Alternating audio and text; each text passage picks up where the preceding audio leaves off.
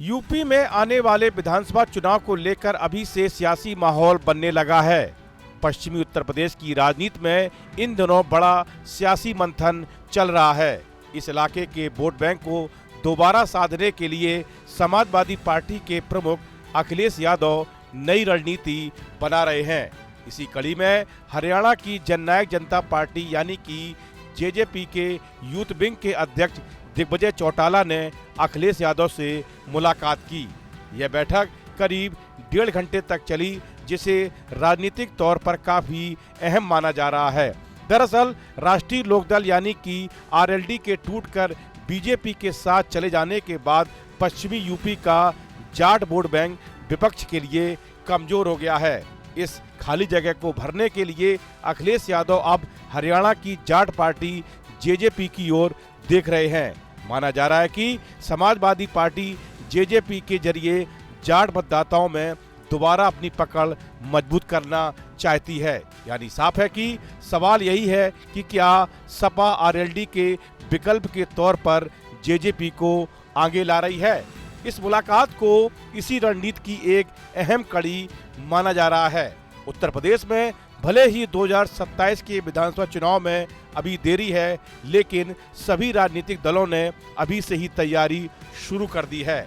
Samajwadi party इस समय अपनी रणनीति में लगातार बदलाव करती हुई दिख रही है। इसकी सबसे बड़ी वजह पश्चिमी उत्तर प्रदेश है, जिसे सियासत के लिहाज से बहुत अहम माना जाता है। राष्ट्रीय लोकदल के एनडीए यानी बीजेपी के साथ जाने के बाद सपा को पश्चिमी यूपी में अपनी पकड़ कमजोर लगने लगी है। इसी कमी को पूरा करने के लिए सपा नए रास्ते तलाश कर रही है। इसी सिलसिले में जननायक जनता पार्टी के यूथ विंग अध्यक्ष दिग्विजय चौटाला की अखिलेश यादव से मुलाकात हुई।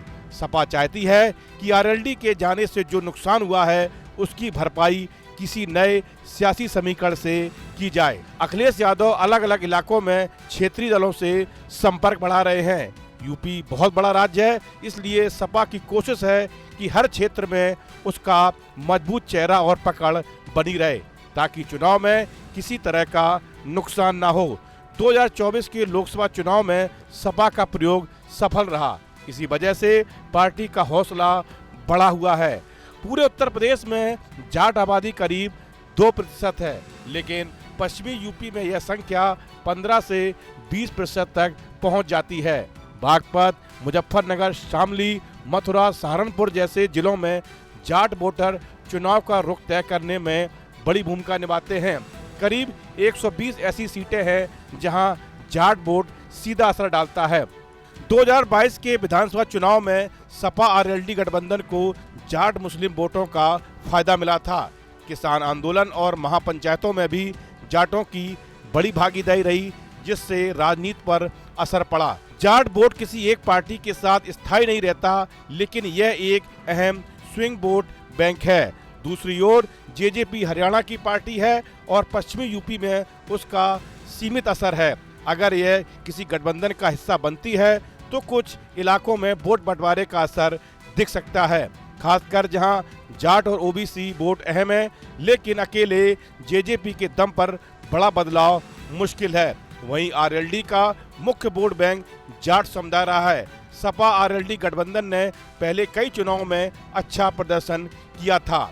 अब आरएलडी के बीजेपी के साथ जाने से संकेत मिलता है कि वह अभी भी पश्चिमी यूपी में जाटों और किसानों के बीच एक मजबूत खिलाड़ी बनी हुई है। कुल मिलाकर सपा पश्चिमी यूपी में अपनी खोई जमीन वापस पाने के लिए नए सियासी प्रयोग कर रही है।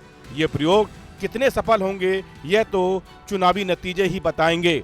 इस वीडियो में फिलहाल इतना ही। आप बने रहिए न्यूज नेशन के डिजिटल प्लेटफॉर्म के साथ। आपके मोबाइल पर तुरंत आएगी ब्रेकिंग न्यूज। स्क्रीन पर सबसे पहले दिखेगी बड़ी खबर। देश दुनिया की हर खबर एक जगह। अब आपके मोबाइल पर तुरंत फटाफट इंस्टॉल कीजिए न्यूज नेशन ऐप और रखिए खुद को अपडेट।